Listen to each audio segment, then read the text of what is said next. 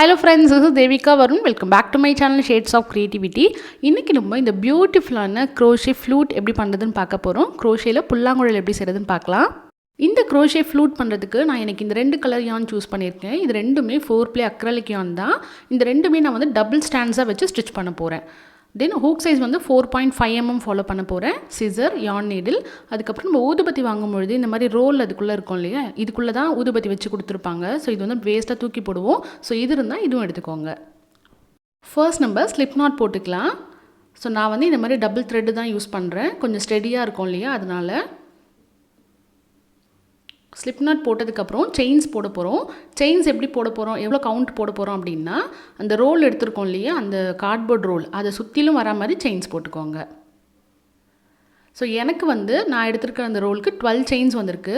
இப்போ நம்ம செயின்ஸ் போட்டதுக்கப்புறம் நெக்ஸ்ட்டு செயின்லேருந்து ஒரு சிங்கிள் குரோஷேவாக போட்டுக்கலாம். இது ரொம்ப ரொம்ப ஈஸி. ஃபினிஷிங் பார்க்கும்பொழுது உங்களுக்கு அவ்வளோ சூப்பராக இருக்கும். ஸோ கண்டிப்பாக ட்ரை பண்ணுங்கள். ஸோ இந்த மாதிரி ஒவ்வொரு செயின்குள்ளேயும் இன்சர்ட் பண்ணி ஒரு சிங்கிள் குரோஷேவாக போட்டுகிட்டே வாங்க.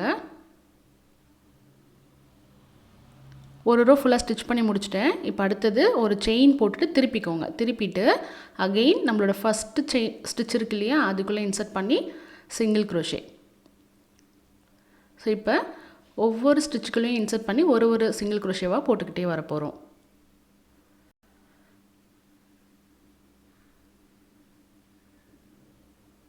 ஸோ இந்த மாதிரி ஃபுல்லாக ஸ்டிச் பண்ணிவிட்டு வாங்க. இப்போ டோட்டலாக ஒரு 5 ரோஸ் ஸ்டிச் பண்ணியிருக்கேன். 1 2 3 4 5 ரோஸ் நம்ம இந்த கலரில் ஸ்டிச் பண்ணி முடிச்சதுக்கப்புறம் நெக்ஸ்ட்டு கலர் சேஞ்ச் பண்ண போகிறோம். ஸோ இங்கே லாஸ்ட்டு ஸ்டிச் பண்ணும்பொழுதே கலர் சேஞ்ச் பண்ணிக்கோங்க.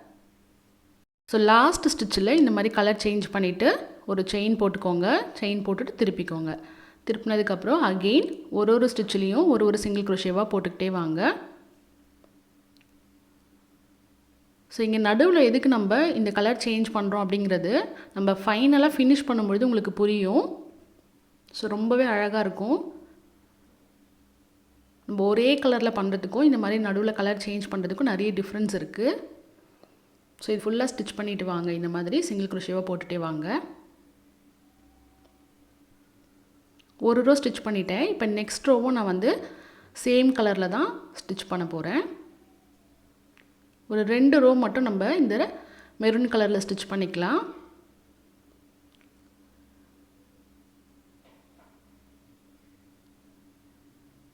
ஃபுல்லாக ஸ்டிச் பண்ணிவிடுங்க. இப்போ லாஸ்ட் இங்கே வந்துட்டோம். நம்மளோட லாஸ்ட்டு ஸ்டிச்சில் அகெயின் கலர் சேஞ்ச் பண்ணிக்கலாம். நம்மளோட ஃபஸ்ட்டு கலரையே சேஞ்ச் பண்ணிக்கலாம். பண்ணிவிட்டு ஒரு செயின் போட்டுக்கோங்க. திருப்பிட்டு ஆஸ் யூஷுவல் நம்ம இங்கே எப்படி ஸ்டிச் பண்ணுமோ அதே போல் தான் ரோ பை ரோவாக சிங்கிள் குரோஷே பண்ண போகிறோம்.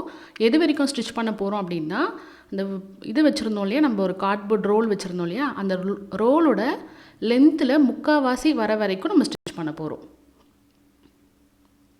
இங்கே பார்த்தீங்கன்னா உங்களுக்கு நல்லா தெரியும், நான் இந்த அளவுக்கு ஸ்டிச் பண்ணிட்டேன். ஸோ இப்போ இந்த மாதிரி ரோல் வச்சு பாருங்கள். ஸோ ஸ்டார்டிங்கில் இருந்து வச்சு பார்த்தீங்கன்னா இந்த அளவுக்கு இங்கே வர வரைக்கும் நம்ம ஸ்டிச் பண்ணிக்கணும். இப்போ அகெயின் நம்ம இங்கே என்ன பண்ண போகிறோம்னா மெரூன் கலர் ஆட் பண்ண போகிறோம்.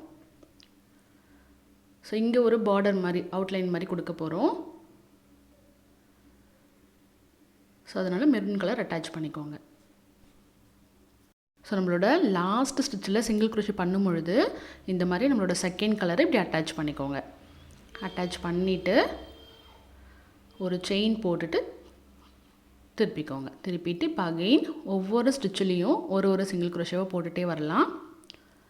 இங்கேயும் நான் இந்த மெரூன் கலரில் 2 ரோ ஸ்டிச் பண்ண போகிறேன்.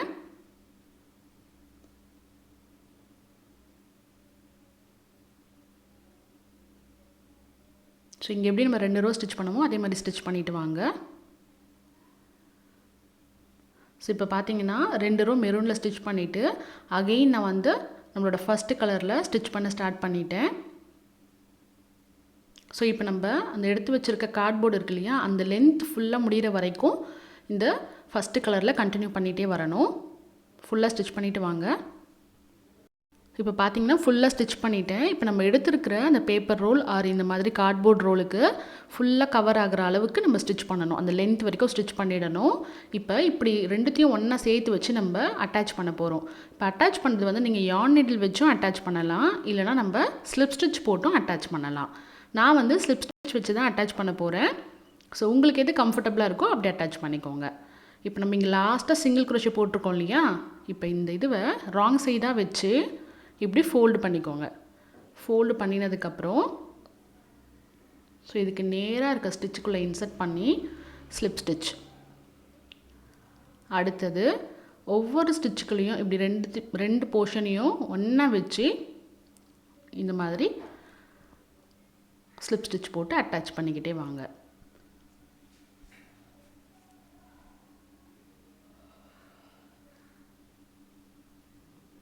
இப்போ உங்களுக்கு எது கம்ஃபர்டபுளாக இருக்கோ அந்த மாதிரி நீங்கள் அட்டாச் பண்ணிக்கோங்க.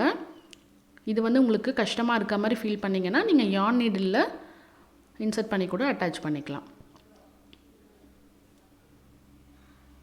ஸோ இந்த மாதிரி ஃபுல்லாக அட்டாச் பண்ணிவிட்டு வாங்க. இங்கே வந்து இந்த கேப் இருக்கும், அப்போ தான் நம்ம இந்த ஸ்டிக் வந்து இன்சர்ட் பண்ண முடியும்.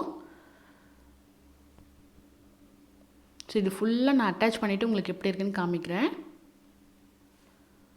இப்படி ஃபோல்டு பண்ணிவிட்டு நேராக வச்சு அட்டாச் பண்ணிவிட்டு வாங்க. ஃபுல்லாக அட்டாச் பண்ணிவிட்டேன். அட்டாச் பண்ணினதுக்கப்புறம் இந்த ரோலையும் வந்து உள்ளே இன்சர்ட் பண்ணியாச்சு. இப்போ உள்ளுக்குள்ளே பார்த்தீங்கன்னா இந்த ரோல் இருக்குது. ஸோ இதுக்குள்ளே நீங்கள் வந்து இந்த மாதிரி பேப்பர் ரோல் எதுவுமே இல்லை அப்படின்னா நீங்கள் ஃபைபர் ஃபில்லிங், காட்டன் எது வேணாலும் ஃபில் பண்ணிக்கலாம். பட் எனக்கு தெரிஞ்சு அதை விட இது பெஸ்ட்டுன்னு சொல்லுவேன். ஏன்னா இது கொஞ்சம் ஸ்டிஃபாகவும் இருக்கும். நம்ம ஃபைபர் ஃபில்லிங்லாம் வைக்கும்பொழுது நிறைய இது உள்ளே இன்சர்ட் பண்ணுற மாதிரி இருக்கும், ஸ்டஃப் பண்ணுற மாதிரி இருக்கும். நம்ம அந்த அளவுக்கு ஸ்டஃப் பண்ணால் தான் ஸ்டிஃப்னஸ் வந்து கிடைக்கும். ஸோ அதனால் இது வந்து ரொம்ப பெட்டர் தான் சொல்லுவேன். ஏன்னா நம்ம தூக்கி தானே போட போகிறோம், அதை வச்சு நம்ம இது மாதிரி யூஸ் பண்ணிக்கலாம். இந்த ரெண்டு கார்னர் எட்ஜ் இருக்கு இல்லையா, அந்த போர்ஷனை இந்த மாதிரி அட்டாச் பண்ணிக்கோங்க. ரெண்டு சைடும் அட்டாச் பண்ணிவிடுங்க. ஸோ இப்போ நம்மளோட ஃப்ளூட் வந்து ஆல்மோஸ்ட் ரெடி ஆகிடுச்சு. ரெண்டு பக்கமும் கவர் பண்ணி ஸ்டிச் பண்ணிட்டேன். இப்போ நம்ம இதுக்கு முன்னாடி இயரிங் வீடியோ ஒன்று பார்த்துருந்தோம், இந்த பீகாக் ஃபெதர் இயரிங் வீடியோ பார்த்துருந்தோம். இந்த மாதிரி ஒரு ஃபெதர் பண்ணிவிட்டு அதை வந்து இங்கே அட்டாச் பண்ணிடலாம். ஸோ அட்டாச் பண்ணிவிட்டேன். சென்டராக ஒரு பீட் வச்சுருங்க. அவ்வளோதான். இப்போ இங்கே அந்த ஃபெதருக்கு கீழே ஹேங்கிங் மாதிரி நம்ம டேசில் இல்லைனா வேறு ஏதாவது உங்களுக்கு பீட்ஸ் ஹேங்கிங் பண்ணணும் அப்படின்னா கூட நீங்கள் பண்ணிக்கலாம். ஸோ உங்களுக்கு எப்படி க்ரியேட்டிவாக தோணுதோ அந்த அளவுக்கு நீங்கள் ஹேங்கிங் வச்சுக்கோங்க. அந்த மாதிரி ஹேங்கிங் போட்டுக்கோங்க. அவ்வளோதான், நம்மளோட ஃப்ளூட் வந்து சூப்பராக ரெடி பண்ணிட்டோம். ரொம்ப ஈஸி, ரொம்ப ரொம்ப சிம்பிள் இது. ஸோ கண்டிப்பாக ட்ரை பண்ணுங்கள். ட்ரை பண்ணிவிட்டு எப்படி வந்துச்சு அப்படிங்கிறத ஃபோட்டோ என் கூட ஷேர் பண்ணிக்கோங்க. இந்த வீடியோ உங்கள் எல்லாருக்குமே கண்டிப்பாக பிடிச்சிருக்கும்னு நினைக்கிறேன். இந்த வீடியோ உங்களுக்கு பிடிச்சிருந்தா லைக் பண்ணிவிட்டு உங்கள் ஃப்ரெண்ட்ஸ் அண்ட் ஃபேமிலி கூட ஷேர் பண்ணிக்கோங்க. நம்மளோட சேனலை மறக்காமல் சப்ஸ்கிரைப் பண்ணுங்கள். தேங்க்ஸ் ஃபார் வாட்சிங். பாய்.